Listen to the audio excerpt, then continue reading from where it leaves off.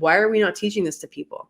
And us as real estate coaches, like, why are we not making sure that everyone who comes through our program knows some of that stuff?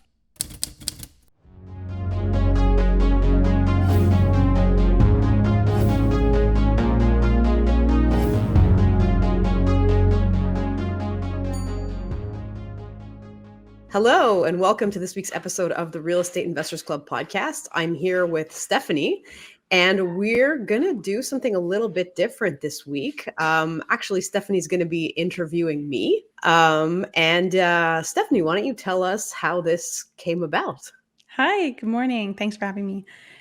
So I got this idea because since I started watching your show, I always heard little snippets about your journey and your story, but it was always in relation to what the guest was saying. So today I really wanted to just focus on your story and how you got to where you are. And yeah, that's how I got up. That's how I came up with this idea. And I think we should also just shout out to Stefanie because she, is relatively new to networking. She came to our last event and, just came up to me and said, Terrie, I want to interview you on your show. And I was like, Stefanie, like, good for you, for taking a risk and coming out of your comfort zone. So let's just, start there and let's go on an adventure together. Yeah, thanks. I just a little side note is that when I started listening to your show as well, I set it as a goal for myself. I was like, when I'm successful enough, I'm going to be on Terrie's show. That's when I know I'm going to be to that level. And then now I feel like I just skipped the line. Okay, so let's get started. Do you want to start off by just telling us why real estate? How did you get started? And is this a journey that you had set for yourself or you just landed here coincidentally? Yeah. So it was actually completely coincidence to land in it in the first place. I moved out of my parents' house when I was 19. I went to go live in Toronto to study. And there was no space in student housing at the time. So I found a room in this big, crazy student-run mansion. Like, it was actually 15 college kids living together. And it was exactly what it sounds like. It was a complete disaster. Chaotic. Yeah. And so the old house manager had actually moved out on the day that I moved in. And when I got there, I couldn't deal with the mess. So I started out by just bagging all the garbage and cleaning up. And then 24 hours later, my housemates were like, oh, look, here's somebody taking initiative. Let's vote her house manager. Okay. Wow. And so then basically I spent my studies, managing my undergrad degree, managing the house. And then I liked that so much that I then moved. I moved to Vancouver and was like, okay, I like this. I'm going to rent a house and set up the same system and really, decrease my rent. So kind of house hacking. Yeah. But also just, I enjoyed that kind of community model of living. Right. So then I did that for a couple of years and then moved back to Montreal. And then I went to see Dad and said, Dad, I've been doing this now for, it would have been 5-6 years. Wow. Let's buy a property. So come, lend me the down payment, co-sign the mortgage, and I'm going to run it like I've been running these houses. And Dad was on board. He wasn't on board with Hochelaga, Okay. which was Hochelaga 20 years ago is not Hochelaga now. Yeah. And I was a lot younger. I was 26 when we put the offer on the property. But we closed on it. I made it work, and it worked so well that within another year we were able to refinance and add another property. Okay.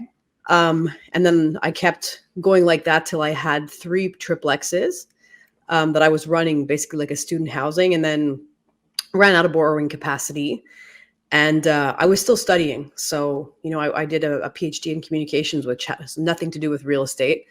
And then when I got to the end of my studies, I kind of had this fork in the road where I had to ask myself the question, what am I going to do now? I was getting more satisfaction out of doing real estate than I was out of what I was studying. And so, after a lot of tearing my hair out, I picked I don't know if it's the path less traveled by, but it was my fork in the road. So that's kind of how things got started. Okay. When you came back to Montreal, was your goal to do more property management, or was your goal really to build up this empire so that you could not have to pursue a career in what you were studying and pursue I guess, a career in real estate? Well, so what happened was I came back to Montreal actually twice because I lived in Vancouver. I came back here when I was 26, and that was when I sort of started out as an investor, and I got the three triplexes. And so at that point, I'd read Rich Dad Poor Dad, and I saw that there was leverage to be created, and I liked living in that kind of a community, and also I was aware that somewhere down the line financially that was going to pay off, but I was still going to be a prof, Okay. and so like I finished my studies, and then when I finished my studies, I must have been, I think I was 30, and then it was like, okay, am I going to get an academic job? And I actually, nothing to do with anything, had an opportunity to go kickbox in France. And yeah, but I needed a day job. And so then at that point, I was like, okay, I'm going to just, go pursue this part of my dream, which was to be a kickboxer, and then got a job in like a property management company with the goal of learning how to do that. And then one day setting up my own company. So I did that for 3 years. And when the second time when I moved back to Montreal from France, that's when I was like, I did my broker's license, and then I was like, okay, I'm fully committed. But I committed to the real estate path on moving to France. And I specifically sought out a small property management company because I'm like, okay, this is what I'm going to do. This is what I'm going to do. So let someone pay me to get that training, because like there's not, at the time there wasn't really property management courses you could do. So I figured I'm going to just go observe a company like that from inside and then clone it. Okay. So you spent a lot of time on the property management side, and was that allowing you to scale your real estate as well, to buy more properties? You said you would run out of borrowing power. What happened then? Yeah.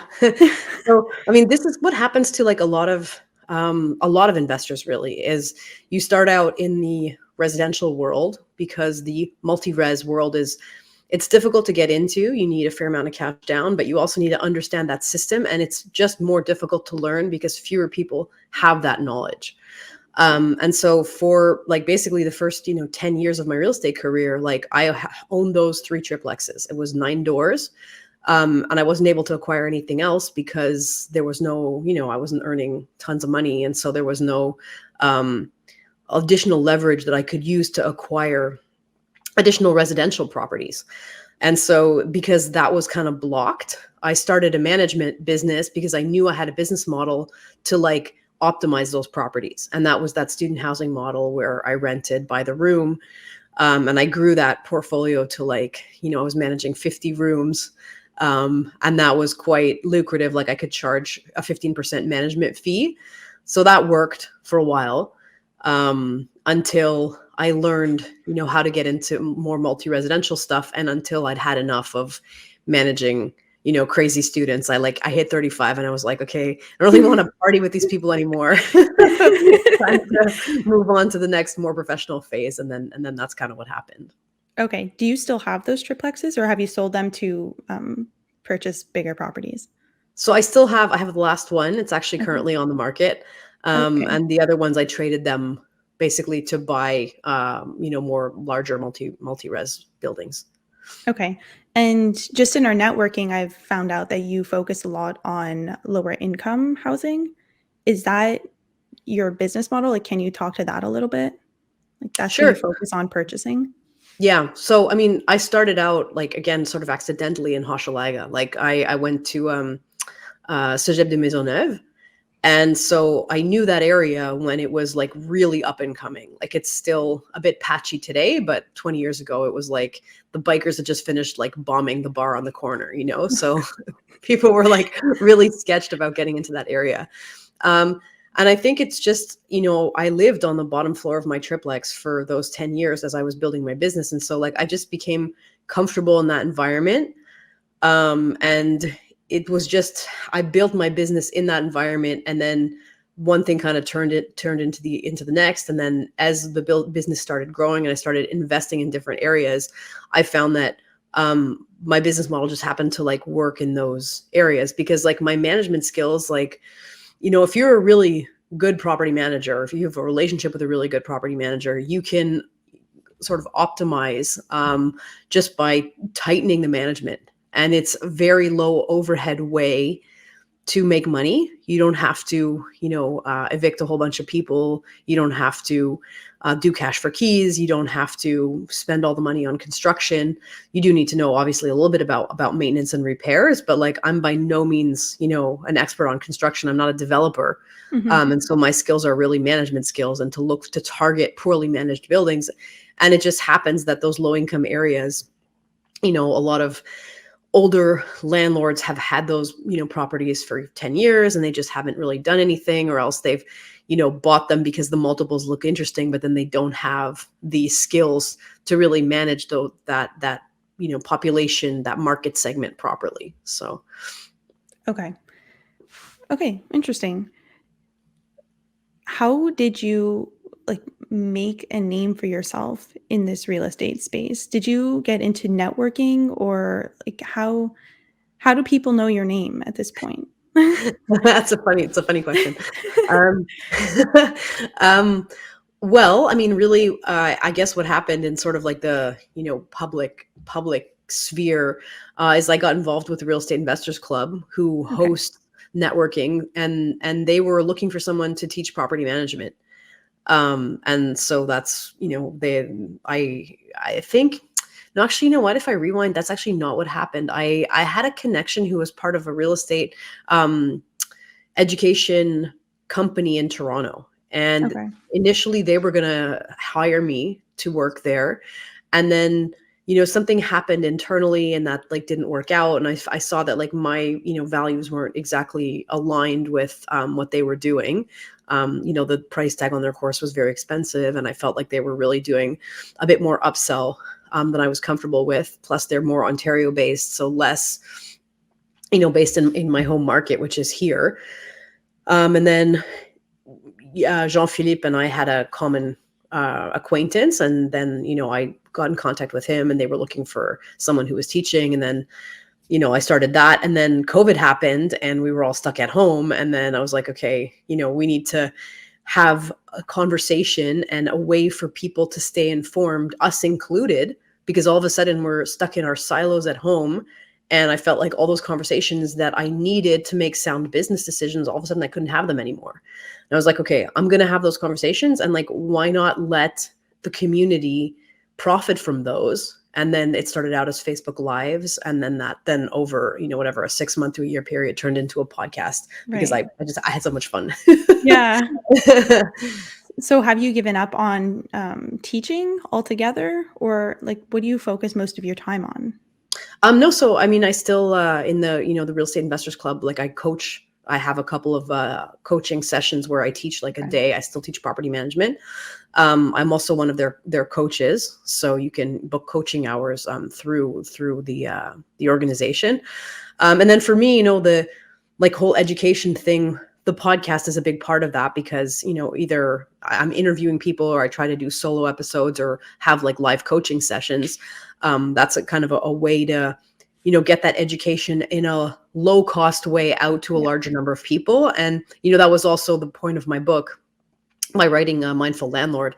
Like, I do think that there's a place for expensive coaching programs for people who want to do like something intensive, but I'm a big fan of podcasts and books. And like, I'm also like, Mhm. how can you say, autodidact? I'm not sure, self-taught in English.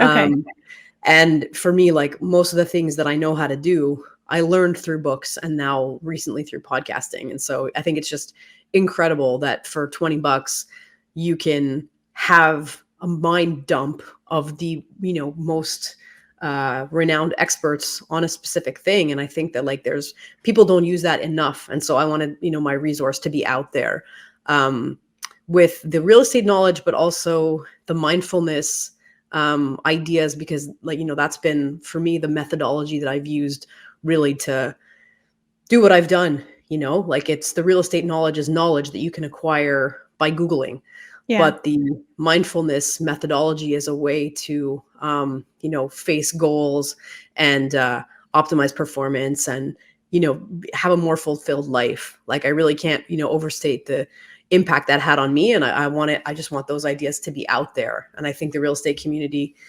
needs that, and so that it's not just about doors, deals, and dollars. Right, for sure. It ties in with your martial arts background, the mindfulness of all of that, because I know that's um, part of it.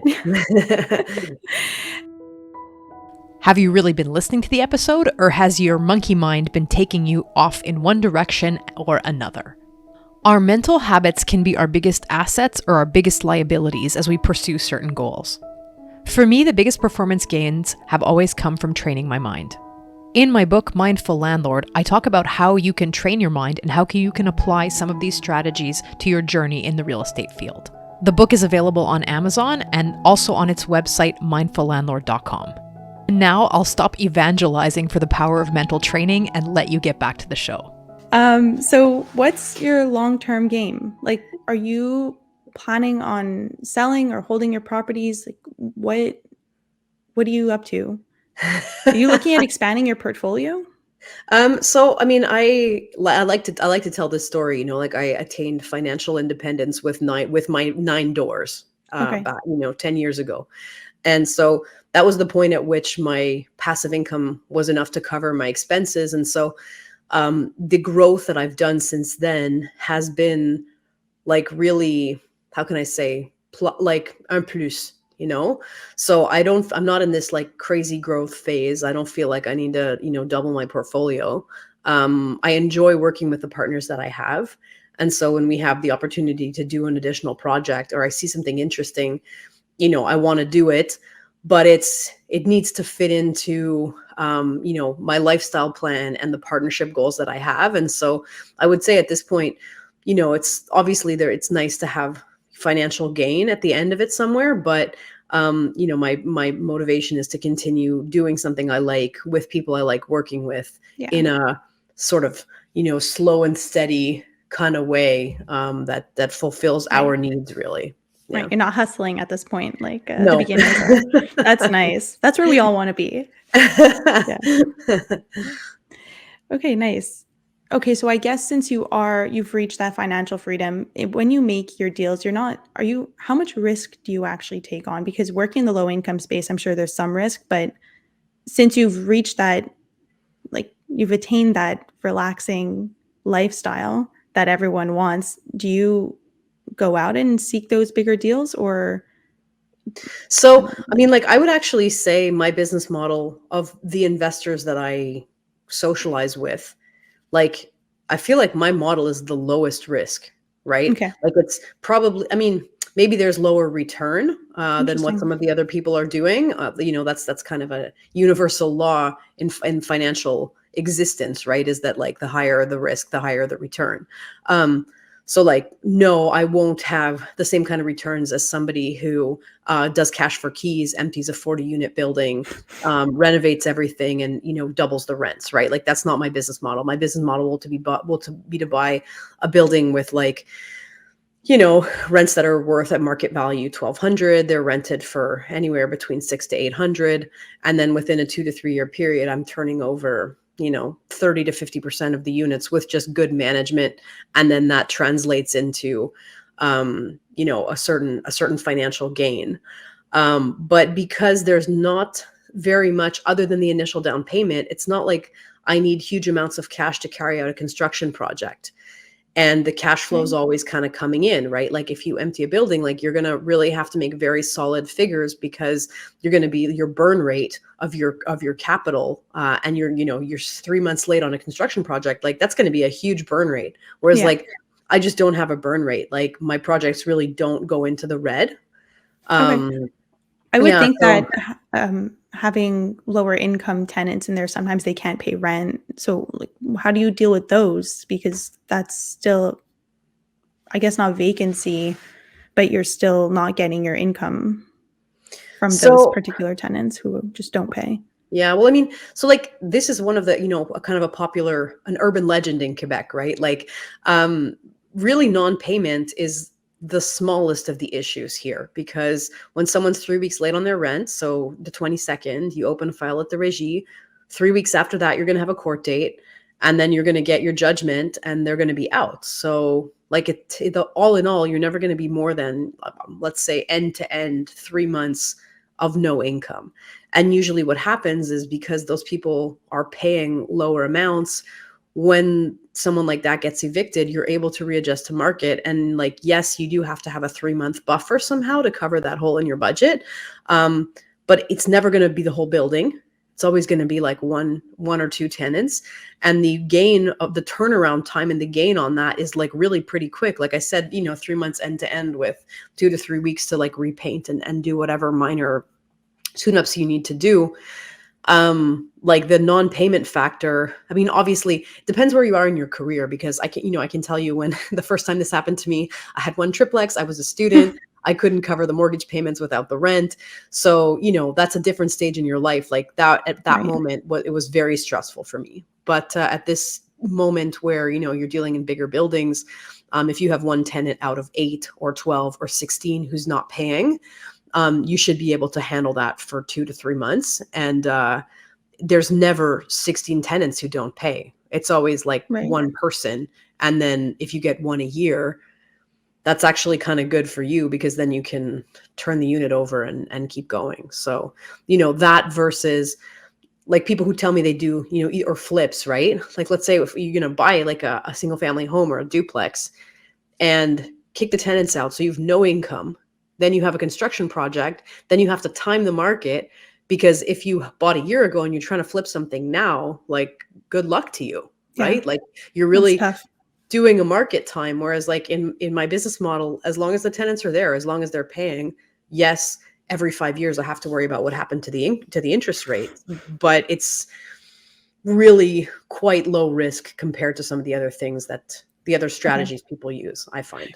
Right. Even like the BRRRR model, that takes a certain amount of strategic planning as well. So do you go in and renovate your units, or do you just paint in between tenants? Well, I do the minimum that's going to bring me the maximum amount of rent. And this is actually like one of the things that I teach, which is, people kind of make this mistake that they renovate for themselves. And for me, like, especially with, low income tenants in not great areas, like often those are people who are kind of hard on the places that they live in. You don't want to install anything high end. You want to do it, basic, the most standard thing possible, so that if it breaks, you can just switch it out for the same thing. We always install the same tile. We always install the same fixtures. And so like I do the minimum to bring a place clean and like white, clean, basic, and that's it. So yeah. And I have like there's various strategies that you can use to kind of cut costs with that. Like, changing the doors of kitchen cabinets instead of ripping out the whole units if they're still good, or doing enamel in your bathroom instead of like ripping out a whole tile wall. You can really, have a nice white bathroom that's just enameled over, as opposed to ripping all the tile out and starting over. So those are, ways to cut costs and still have something that's aesthetically up to date. Okay. Oh, interesting. Oh, you learned so much. Okay, I'm just going to take a little pivot here. I'm going to go back to your story. So if you were to start over or go back, would you fix any mistakes or do anything to modify the path that you took? Yeah, that's a really good question. I would buy more buildings. Really? Earlier on? Okay. Yeah, earlier on, because I passed, I think at the beginning you like maybe lack the confidence that you have later on. And so like I passed on deals because I felt like I was biting off too much, and I felt like, I couldn't handle it. And I think in retrospect, if I had just bitten it off, especially when I was younger and didn't have, the family responsibilities I have now, I think I would have hustled my way into things going faster. So I think that's, one thing is that really real estate with time is a very forgiving industry. Like even if you bought a bit high, even if you made some mistakes, if on a 5 to 10 year time horizon, those things are long forgotten. And that's what I tell people, when I'm working with them now, is like, look, you're not going to remember the 10K less or the 10K more that you paid for a specific building. Right. In 10 years from now, you're going to think about the, 200 or 300K you made on appreciation in that time, and that 10K is long to be forgotten. So I would have bought more buildings. I would have, networked more. And I think that was like, I used to be really shy. And I used to have a serious case of imposter syndrome. Um, and so, that really held me back from having those conversations and making those connections that would have allowed me to, 10x my game much faster. And I think once I, through mindfulness, addressed the shyness, and then through, I was part of BNI, which is a Business Networking International, and they really have like a networking methodology, which at some point I'm gonna have, condense their philosophy into a little course and do kind of like a micro course on that.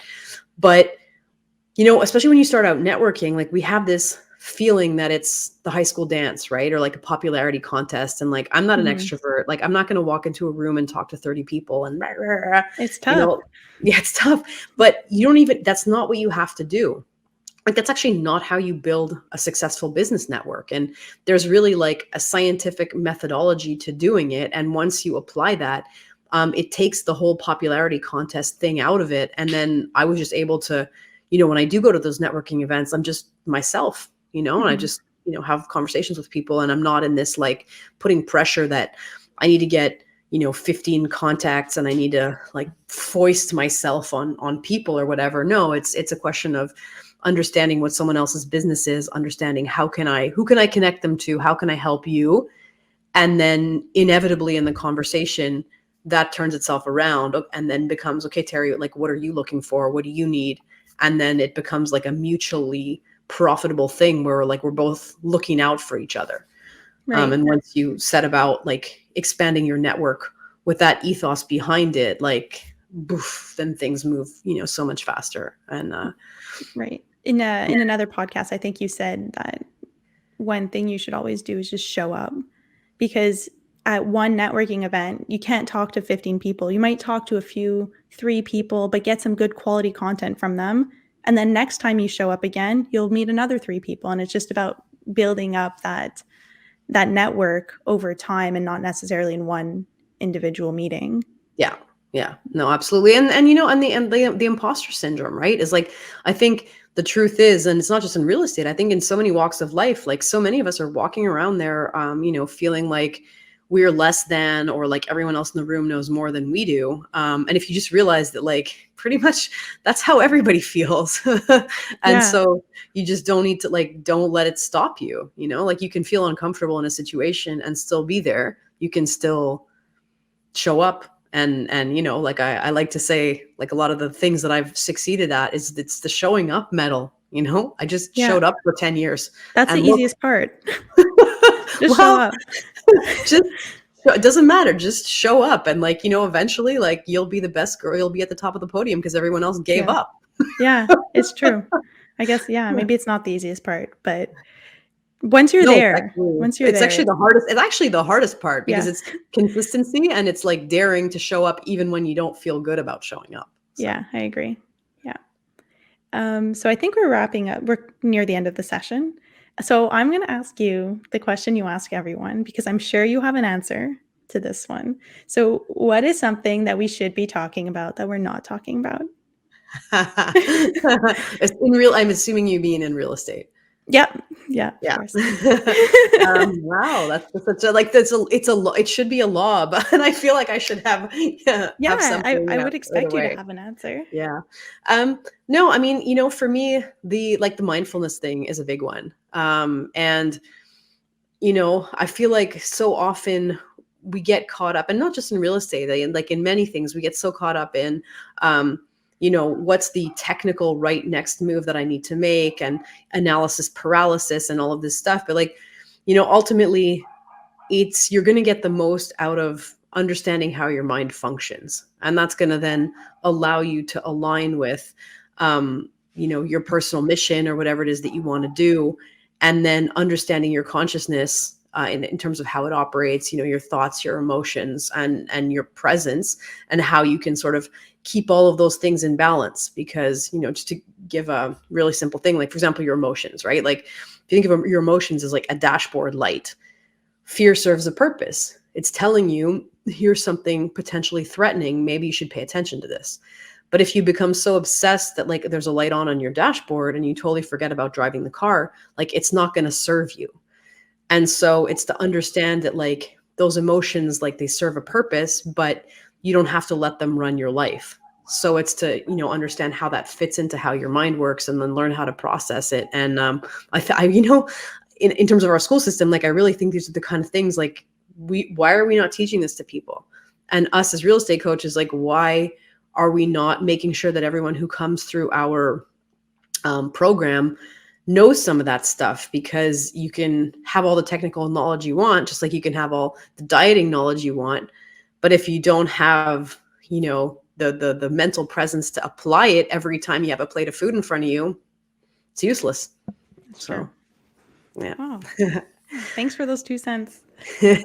Well, Stefanie, thank you for the opportunity to do this, because I rarely get to have this kind of conversation on my own show. And I think, like you said, it's interesting for me. Hopefully it's interesting and valuable for the audience. And I want to salute you again for taking the initiative to call me out.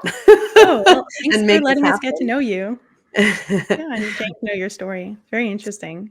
We can go All on right. forever. Thank you, Stefanie. Okay. Thank you so much. So if you enjoyed this show, obviously like it, share it, pass it on to someone who you think could be interested. And, if you can take from this, be like Stefanie. She said to herself, I want to be on this show and I'm successful enough. And today's the day. Yeah, maybe I'll be back once I have 100 doors. Before Okay. then. Oh, Okay. yeah. Thank you. Thank you so much. Have a good day. Bye-bye. Bye.